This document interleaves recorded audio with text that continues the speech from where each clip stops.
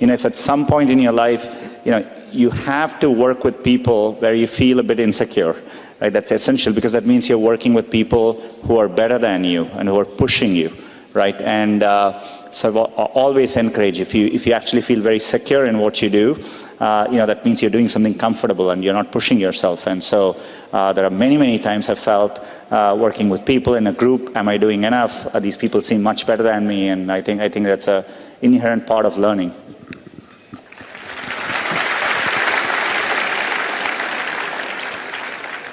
Chief, if there's one thing you want to take away from this hour you're getting with Sunder, may it be that. Let yourself be insecure from time to time. It's a lovely thing. The moment you start to get secure, and I can tell you we all, because we've seen a little bit more life, the moment you get secure, you're actually moving backwards. I remember reading about that and thinking, it's the idea that matters. It didn't matter where you come from or what your background is. One revolutionary idea, one brilliant invention can unleash other entrepreneurs to revolutionize industries in ways you could never predict. The people who built the transistor in many ways enable the entrepreneurs who are using incredible processing power to analyze data and diagnose cancer. In the same way, the invention of smartphones and GPS has enabled other companies to build apps that revolutionize the way we travel around cities. You will have many opportunities to reinvent yourself, and so so I think it's worthwhile taking risks and trying to do something you're really excited by. And if the first attempt you don't do it, you can try again, and things tend to work out in the long run. Since you brought it up, it wasn't in the set of questions I'd worked on, but the attitude to failure in this generation is very different from mine. Mm-hmm. In my generation, to fail was to commit a crime. Mm-hmm. And yet what you're talking about is go do what you want, and there's always comebacks, aren't there? That's right, yeah. And, I think that's how, in Silicon Valley, part of the reason so many people start up a company is, starting up a company and even having failed, you can wear it like a badge of honor, right? And I think that's important. Culturally, risk is rewarded.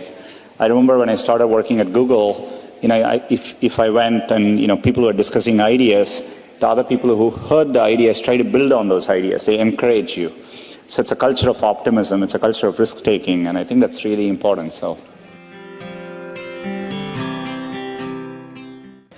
I've always felt that, what we are doing, this is not a zero-sum game. We are all doing something for the very long term.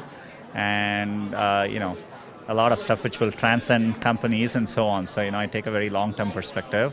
I also want it to be fun when you come to work every day, so. So, a big part of what I focus on at any given time is making sure we are innovating and building products for the future. It's just got to be a normal course of how you think.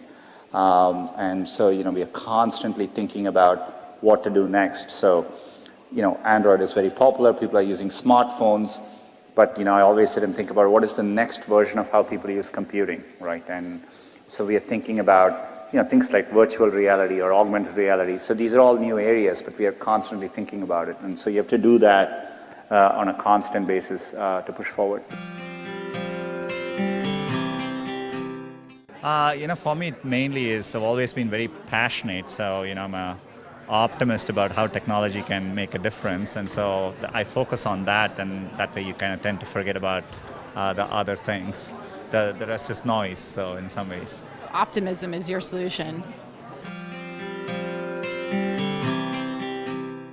I think one of the things which is exciting, I'm excited to be speaking here, is, I do think there are many, many different paths you take. And I think especially I was telling someone on the way over here, last week someone on Twitter tweeted to me and said, thank you on behalf of Indians, this was Indian American, but he tweeted to me and said, thank you on behalf of all Indian Americans for not being a doctor.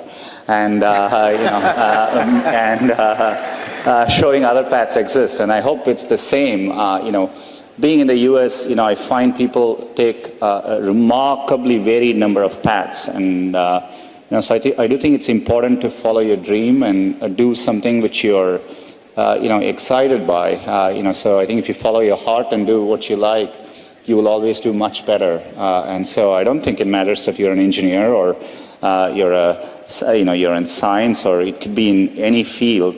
And I think you're a good example of, having gone to IAM and switching and being, at that time, I distinctly was impressed by the fact that you were bold enough to do something like that. But I think it's phenomenal. You did something which, you followed your heart. And I think